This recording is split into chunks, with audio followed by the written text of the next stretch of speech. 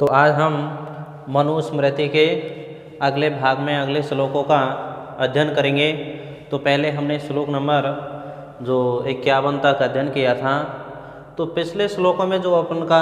जो वृतांत चल रहा था कि वह भृगु मुनि सभी मुनियों को उपनयन संस्कार की विधि के बारे में बता रहे थे। तो उपनयन संस्कार जो पिछले श्लोकों में कुछ ऐसा था कि जो उस ब्रह्मचारी को भिक्षा के नियम बताए जा रहे थे कि वो भिक्षा मांग करके लाएगा और निस्वार्थ रूप से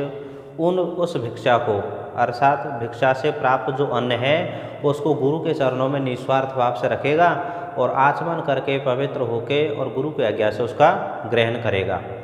उसके पश्चात उसको ग्रहण करने की जो विधि है दिशाओं का विधान किया कि पूर्व में, उत्तर में अर्थात पश्चिम में, दक्षिण में मुख करके और जो भोजन करने की जो विधि है उस प्रकार से बताई गई थी कि किस दिशा में मुख करके भोजन करने से कौन सा लाभ होता है, इस प्रकार से बताया गया था। इस प्रकार से कुछ नियम जो भोजन करने के बारे में अर्थात जो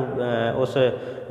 ब्रह्मचारी के जो कर्तव्य बताए गए थे वो कुछ श्लोकों में थे। अब हम आगे चलते हैं कि उसमें जो ब्रह्मचारी है ब्राह्मण, क्षत्रिय, वैश्य अर्थात जो उनका उपनयन संस्कार होता है उसके पश्चात किस किस प्रकार से उनको ये विधि और कार्य बताए जाते हैं उनको उसको ग्रहण कर लेना चाहिए। तो देखिए श्लोक के अंतर्गत हम देखते हैं पहले श्लोक के अंतर्गत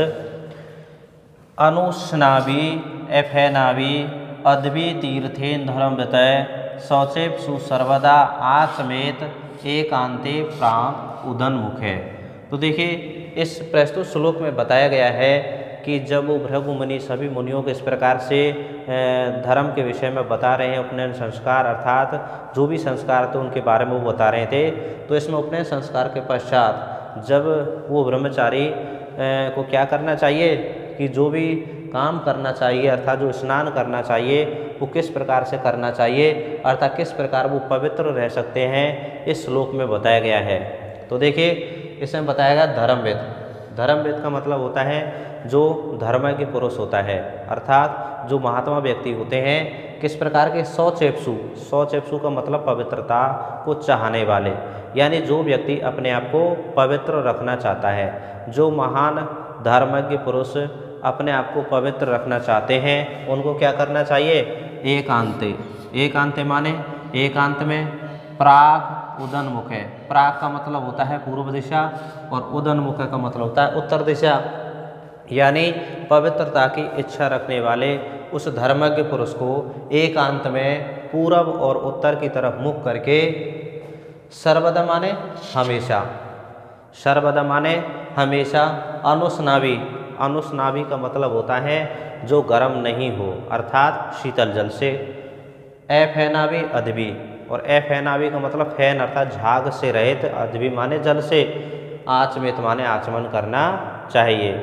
यानी श्लोक के अंतर्गत बताया गया है कि भाई किस प्रकार से ब्रह्मचारी को पवित्र माना जाता है। तो उसमें बताया गया कि जो धर्म के महान पुरुष है जो स्वयं को पवित्रता की इच्छा रखते हैं ऐसे पवित्रता की इच्छा रखने वाले धर्म के पुरुष को हमेशा एकांत में पूरब अर्थात उत्तर दिशा की ओर मुख करके और शीतल जल से अर्थात जो झाग से रहित जल है उससे आचमन करना चाहिए। अब किसी प्रकार की अवस्था में जैसे शीतल जल है, वेदों में अर्थात शास्त्रों में ये विधान किया गया है कि एक ब्रह्मचारी को जो पवित्र रहता है या उसकी इच्छा रखता है होने की तो हमेशा उसको शीतल जल से स्नान कर लेना चाहिए। परंतु किसी प्रकार की जब व्यक्ति को रोगावस्था हो जाती है या फिर बीमार पड़ता है तब उसको ये अलग से नियम बताया गया कि वो गर्म जल में भी अपना आचमन कर सकता है, स्नान कर सकता है, तब भी है ना, यानी गर्म जल से भी वह आचमन कर सकता है। तो देखिए यह आप इस श्लोक का अर्थ आपके समझ में आ गया होगा, यानी पवित्रता की इच्छा रखने वाले धर्मज्ञ पुरुष को हमेशा एकांत में पूरब और उत्तर की ओर मुख करके शीतल अर्थात फैन रहित अर्थात झाग रहित जल से आचमन करना चाहिए। ठीक है, अगला श्लोक देखिए। हृदगावी पूयते विप्रः कंठगावी स्तु भूमि पे वैश्योऽद्भि प्राचिताभिस्तु शूद्रः स्पृष्टाभियंततः। तो देखिए इस श्लोक के अंतर्गत बताया गया है कि जो द्विज अर्थात ब्रह्मचारी ब्राह्मण, क्षत्रिय और वैश्य अर्थात शूद्र वर्ण जो चारों वर्णों के जो पवित्रता का जो विधान है इस श्लोक में किया गया है कि जब वो आचमन करते हैं, जल ग्रहण करते हैं, तो कितने जल से, यानी उनके हृदय तक गया हुआ, कंठ तक, मुख तक और स्पर्श करने से कौन कौन वर्ण पवित्र होता है, ये श्लोक में विधान किया गया है। देखिए, हृदगावी पूयते विप्रय, हृदगावी का मतलब होता है हृदय तक गए हुए, पूयते माने पवित्र होता है, विप्रमान होता है ब्राह्मण, यानी जो ब्राह्मण होता है वो हृदय तक गए हुए जल से पवित्र हो जाता है। कंठगावीस्तु भूमि पे, और भूमि पे का मतलब होता है जो क्षत्रिय होता है वो कंठगावीस्तु माने कंठ तक पहुँचे हुए जल से ही पवित्र हो जाता है। वैश्य अदभी प्राशितास्तु, यानी वैश्य माने जो वैश्य होते हैं वो प्राशितास्तु भी क्या होता है, मुख तक गए हुए, यानी जो मुख में फैला हुआ जो जल होता है उससे ही, अदभी का मतलब जल से पवित्र हो जाता है। और शूद्र स्पृष्टाभि अंततः, और जो शूद्र वर्ण होता है वो अंत का मतलब अपने होठों के प्रवेश करने मात्र से ही, अर्थात जब वह जल को अपने होठों से ही लगाएगा तो वह उसको पवित्र मान लिया जाएगा। इस प्रकार से श्लोक के अंतर्गत बताया गया है। तो एक बार और देख लीजिए, ब्राह्मण हृदय तक गए हुए जल से पवित्र होता है, और जो क्षत्रिय कंठ तक गए हुए जल से पवित्र हो जाता है, वैश्य मुँह में फैले हुए जल से पवित्र हो जाता है, और शूद्र मुँह अर्थात होठों का जल का स्पर्श करने से पवित्र हो जाता है। ठीक है, अब अगला श्लोक देखिए, उद्द्रते दक्षिणे पानौ उपवीति उच्यते द्विजय सभ्य प्राचीन आवीति निवीति कंठ सज्जने। तो देखिए, इस श्लोक के अंतर्गत जो जनेऊ को धारण करने की जो विधि है, यानी जब उस ब्रह्मचारी का अर्थात द्विजातियों का जब वो संस्कार उपनयन होता है तब वहाँ पर उनको एक जो उपवीति आवीति निवीति जो होती है, यानी जनेऊ को धारण करने की जो विधि होती है उसको भी बताया जाता है। तो इसके अंतर्गत ये है कि जो द्विजाति होते हैं वो जब जनेऊ को तो धारण करते हैं, एक तो होता है दाईं तरफ, यानी ऐसे बाएं कंधे के ऊपर से दाएं कंधे के नीचे होके जाता है, एक ये विधि, एक उसके विपरीत यानी दाएं कंधे के ऊपर और बाएं कंधे के नीचे, और एक कंठ में माला की तरह धारण करना। इस प्रकार से ये जो तीनों प्रविधियां हैं इनके नाम बताए गए हैं कि जो द्विजाति जिसको इस प्रकार से धारण करता है वो क्या कहलाता है। ठीक है, तो देखिए, उद्द्रते दक्षिणे पानौ, पानौ का मतलब हाथ, दक्षिणे माने दायां, यानी दाएं हाथ के ऊपर उठना, यानी दाएं हाथ को जब हम ऊपर उठाते हैं तो जनेऊ हमारे नीचे आ जाएगा, यानी दाएं हाथ के नीचे, यानी बाएं हाथ के ऊपरी वाले कंधे से और दाएं हाथ के नीचे जो जनेऊ रहता है, उद्द्रते का मतलब ऊपर करने पर, यानी दाहिने हाथ के ऊपर करने पर द्विज माने होता है वह ब्राह्मण ब्रह्मचारी, उपवीति उच्चते, उपवीति कहलाता है। अब यहाँ पर दाहिने हाथ को ऊंचा करने का मतलब है ऐसे, यानी इस कंधे से, और ये जब हम पहनेंगे तो उसको ये हाथ ऊंचा करना पड़ेगा और वो नीचे आ जाएगा, यानी बाएं कंधे के ऊपर से इधर की तरफ जो पहनते हैं तो वह ब्राह्मण या जो ब्रह्मचारी होता है उपवीति कहलाता है। और सभ्य प्राचीन आवीति, और जो बाएं हाथ के नीचे होता है और दाएं हाथ के ऊपर होता है ऐसे, तो वो होता है प्राचीन आवीति के नाम से जाना जाता है। और निवीति कंठ सज्जने, और कंठ में यानी गले में माला की तरह जब जनेऊ को धारण किया जाता है तो उसे हम निवीति कहते हैं। तो आपके समझ में आ गया होगा कि किस प्रकार से जो द्विज है उनको जो जनेऊ धारण करने की जो प्रविधि है उनको 3 प्रकार से बताया गया है कि 3 प्रकार से जब वो धारण करते हैं तो उनका नाम अलग अलग हो जाता है। यानी जब बाएं कंधे के नीचे जनेऊ धारण करता है तो उसको उपवीति द्विज कहते हैं, और जो बाएं कंधे के नीचे वाला जो द्विज भाग होता है वो जनेऊ का जो भाग होता है उसको हम प्राचीन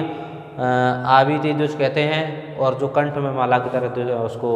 जनेऊ को धारण करते हैं उसको हम निवीति द्विज कहते हैं। ठीक है, अगला श्लोक देखिए, मेखलाम अजनम दंडम उपवीतिम कमंडलूम अपसु प्रायस्य विनष्टानि ग्रहणीता अन्यानि मंत्रवत। अब इस श्लोक के अंतर्गत ये विधान बताया गया है कि जब उस ब्रह्मचारी का संस्कार कर दिया जाता है, उपनयन संस्कार के पश्चात उसको जो चीज़ें निर्धारित की गई है कि दंड धारण करना और कमंडल लेना, यानी ये सब जो भिक्षा मांगने के लिए जो भी चीज़ उनको दे दी जाती है, कौपीन धारण करना, ये सारी चीज़ें जब वो नष्ट हो जाती हैं यानी टूट जाते हैं तो उनके स्थान पर विधि पूर्वक उनको नवीन वस्त्र या जो भी उनको पुराने वस्तु हो गई हैं उनको फेंक देना चाहिए और मंत्रों के अनुसार दूसरे के भी धारण कर लेने चाहिए। तो देखिए किस प्रकार से श्लोक में बताया गया है। मेखलाम, मेखला का मतलब होता है जो कमर के बांधने वाली जो करधनी होती हैं, जो कमरबंद होती हैं। पहले श्लोकों में आपको बता दिया गया है कि ये जो मेखला द्विजातियों की होती है वे 3 चीज़ों से बनी हुई होती है, यानी जैसे ब्राह्मण, क्षत्रिय और वैश्य जो भी होती है उन्हें बताया गया था मूल से बनी हुई, सन से बनी हुई, है ना, आदि जो भी बताए गए थे पहले। तो इस प्रकार से जो ब्रह्मचारियों की जो मेखला मजनम, मेखलाम अजनम, अजनम का मतलब होता है कृष्ण वर्ग की जो चर्म होती है, दंडम माने डंडा, उपवीतम माने जनेऊ, कमंडलू माने कमंडल को, अपसु माने जल में, प्राश्य माने फेंक करके, विनष्टानी माने नष्ट हुए। नष्ट हुए का मतलब पुराने जब हो जाते हैं तो वो टूट जाते हैं, तो पुराने हुए मेखला कृष्ण वर्ग की चर्म, डंडा, जनेऊ, कमंडल आदि को जल में फेंक करके अन्य जो नए हैं उनको मंत्रों के अनुसार ग्रहणीता माने ग्रहण कर लेना चाहिए। ठीक है, सीधा सा श्लोक है, आपके समझ में आ गया होगा कि भाई जो नष्ट हुए अर्थात टूटे हुए, यानी ब्रह्मचारियों के जो टूटे हुए जो वस्तु होती है जैसे मेखला, कृष्ण वर्ग की चरम और दंडा और उपवीत यानी जनेऊ, कमंडल आदि को जल में फेंक देना चाहिए और अन्य जो वस्तुओं को नवीन को जो धारण करे उसको मंत्रों के अनुसार ग्रहण कर लेना चाहिए। ठीक है, अगला केशांत षोडशे वर्षे ब्राह्मणस्य विधीयते राजन्य बंधु द्वाविंशु वैश्यस्य द्वयाधिके तथा,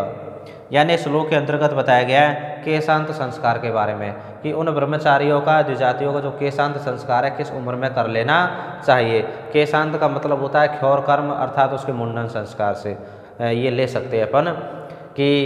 जब उपनयन संस्कार उसका किया जाता है 16 वर्ष की अवस्था में, तो वहाँ पर उन ब्रह्मचारियों के तारुण्य के लक्षण दिखाई देते हैं, यानी दाढ़ी मुँह से आना इनका स्वाभाविक है, तो उनका क्षौर कर्म किया जाता है जिसको हम केशांत संस्कार कह सकते हैं। तो ये केशांत षोडशे वर्षे ब्राह्मणस्य, यानी जो ब्रह्मचारी जो ब्राह्मण है उसका जो केशांत संस्कार है 16 वर्षे विधीयते, 16वें वर्ष में कर लेना चाहिए। राजन्य बंधु द्वाविंशे, और जो राजन्य बंधु यानी जो क्षत्रिय वर्ग है उसका द्वाविंश माने 22वें वर्ष में कर लेना चाहिए और वैश्य से द्वाधिके ततः, द्वाधिके माने उससे दो अधिक यानी 24 और 24वें वर्ष में वैश्य का भी क्या कर लेना चाहिए, ये केशांत संस्कार कर लेना चाहिए। तो एक बार और देख लीजिए, केशांत षोडशे वर्षे ब्राह्मणस्य विधीयते राजन्य बंधु द्वाविंशे वैश्य द्वाधिके ततः, यानी जो ब्राह्मण होता है उसको जो अपना केशांत संस्कार है वो 16वें वर्ष में कर लेना चाहिए, जो क्षत्रिय वर्ग है उसको 22वें वर्ष में कर लेना चाहिए और जो वैश्य है उसको 24वें वर्ष में कर लेना चाहिए। ठीक है, इस प्रकार से श्लोक में बताया गया है। अब हम अगला श्लोक देखेंगे। ए मंत्र का तु कार्यम स्त्रीणाम आवृते शेषः संस्कारार्थम शरीरस्य यथा कालम यथा क्रमम।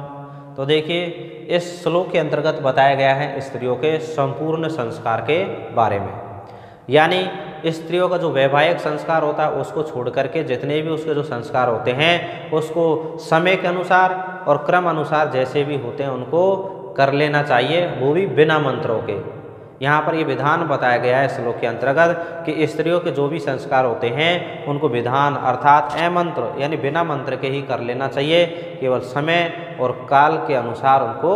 पूर्ण कर लेना चाहिए और इससे उनका शरीर का शुद्धिकरण माना जाता है। जैसे देखिए, ए मंत्री का माने बिना मंत्रों के, तू माने तो, कार्य माने यह कार्य है, स्त्री ना माने स्त्रियों का, आवृत शेषता का मतलब संपूर्ण संस्कार, संस्कारार्थम शरीर से माने शरीर की शुद्धि के लिए, यथा कालम माने समय के अनुसार, यथा क्रम माने क्रम अनुसार, यानी शरीर की शुद्धि के लिए स्त्रियों के जो संपूर्ण संस्कार है वो बिना मंत्रों के बिना विधि के कर लेने चाहिए, यथा क्रमम यथा कालम यानी क्रम अनुसार समय के अनुसार कर लेने चाहिए। शरीर की शुद्धि के लिए स्त्रियों के संपूर्ण संस्कार यथा समय अर्थात समय के अनुसार और क्रम अनुसार एक एक करके संपूर्ण कार्य बिना मंत्र के कर लेने चाहिए। ठीक है, आगे समझ में। अगला देखिए, वैवाहिको विधि स्त्रीणाम संस्कारो वैदिक स्मृतय पति सेवा गुरु वासो घ्रार्थ अग्नि रीति क्रिया परिक्रिया। तो इस श्लोक में बताया गया है कि जो स्त्रियों का जो वैवाहिक संस्कार होता है वो केवल वैदिक स्मृत संस्कार कहा जाता है, यानी वैदिक संस्कार माना जाता है। इस वैवाहिक संस्कार के अलग जो भी और संस्कार होते हैं उनके उन संस्कारों का जो नाम है उनके पति की सेवा से, घर के कार्यों से जोड़ा गया है। अन्य संस्कार स्त्रियों के बारे में इनका कोई विधान नहीं किया गया है। वो इस श्लोक में भी बताया गया है कि जो वैवाहिक विधि, जो वैवाहिक विधि है, स्त्री नाम माने स्त्रियों का संस्कार और वैदिक माने वैदिक संस्कार स्मृत माने माना गया है। यानी स्त्रियों का जो वैदिक संस्कार है वो वैवाहिक विधि को माना गया है, यानी वैवाहिक विधि को ही स्त्रियों का वैदिक संस्कार माना गया है। वैवाहिको विधि स्त्री नाम संस्कारो वैदिक स्मृतः, यानी जो वैवाहिक विधि होती है उसी को ही स्त्रियों का वैदिक संस्कार मान लिया गया है। पति सेवा गुरु वासो, पति सेवा यानी पति की सेवा करना, गुरु वासु माने उनका गुरुकुल में निवास करना जैसा ही माना जाता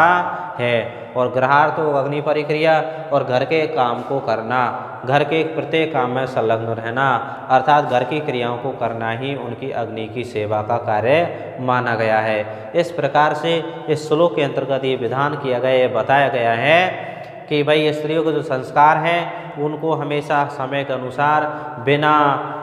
मंत्र विधि के ही संपूर्ण समय काल क्रम अनुसार कर लेना चाहिए, क्योंकि उनके जीवन में जो वैवाहिक विधि है केवल उसको ये एक वैदिक संस्कार माना गया है। और इसके अतिरिक्त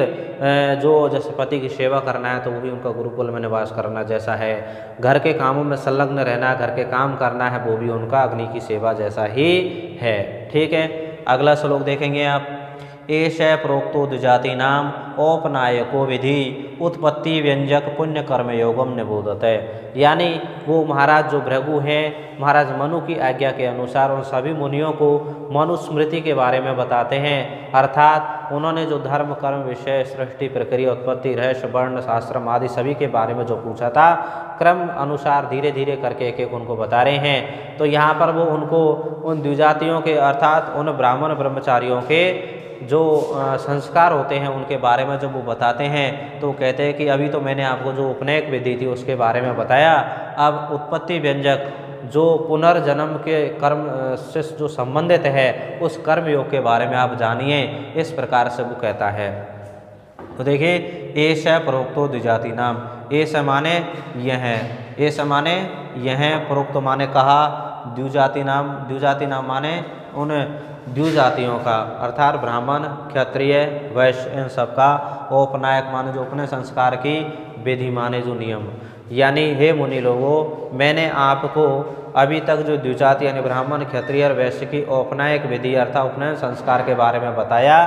तो उत्पत्ति व्यंजक पुण्य कर्म योग निबोधत है। अब तुम जो पुनर्जन्म की उत्पत्ति का जो बोधक है अर्थात जो कर्म योग है उसके बारे में जानिए। अगला श्लोक है, उपनीय गुरु शिष्यम शिक्षयेत शौचमादिते आचारम अग्नि कार्यम च संध्योपासनमेव च।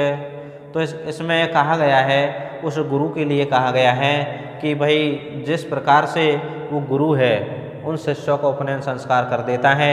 उनको शरीर को पवित्र करने की क्रिया आदि के बारे में बताता है, आचरण के बारे में बताता है, हवन करने की विधि बताता है, संध्या उपासना की विधि बताता है। तो इस संबंध में श्लोक में कहा गया है कि गुरु को शिष्यम उपनीय यानी गुरु को शिष्य का उपनयन संस्कार करके और शौचम आदित्य शरीर की स्नान शुद्धिकरण आदि की क्रिया, आचरण, हवन करने की जो 2 प्रकार की विधि है और प्रातः दोपहर और सायंकाल जो संध्या उपासन की विधि के बारे में उनको बताना चाहिए, यानी इसकी शिक्षा देनी चाहिए। अगला है, अध्यक्ष माने तु आचांतो यथा शास्त्र उदन्मुखे ब्रह्मांजलि क्रतु अध्याप्यो लघु भाषा जितेंद्रिय। अब यहाँ पर जब गुरु उस शिष्य को उपनयन संस्कार कर देता है, उसको शिक्षा ग्रहण करने के नियम बता देता है, तो फिर उस शिष्य को भी किस प्रकार से शिक्षा ग्रहण करनी चाहिए वो इस श्लोक में बताया गया है कि अध्यक्ष माने अध्ययन करने वाले, आचांतो जो छात्र होता है, जो उसका शिष्य होता है, उसको आचमन करके यथा शास्त्रम शास्त्रों के नियम अनुसार उदन्मुख मान उत्तर की ओर मुख करके, ब्रह्मांजलि दोनों हाथ जोड़ करके, कृतो अध्यापो लघु भाषा का मतलब होता है कौपीन अर्थात सफ़ेद सादा वस्त्र पहन के जितेंद्रिय जितेंद्रियों के अध्यापन क्रतु माने अध्ययन करना चाहिए। यानी जो अध्ययन करने वाला शिष्य होता है उसको आचमन करके शास्त्रों को नियम अनुसार उत्तर दिशा की तरफ मुख करके ब्रह्मांजलि करके अर्थात दोनों काज को जोड़ करके जितेंद्रिय होकर के सफ़ेद वस्त्र कौपीन धारण करके और अध्ययन करना चाहिए। इस प्रकार से श्लोक में बताया गया है। ठीक है, इन श्लोकों के अंतर्गत अब आपने इन सभी प्रकार के विधियों के बारे में अर्थात उन ब्रह्मचारियों के कर्तव्य के बारे में जाना। अब अगले भाग में हम अगले श्लोकों का अध्ययन करेंगे। ठीक है, धन्यवाद।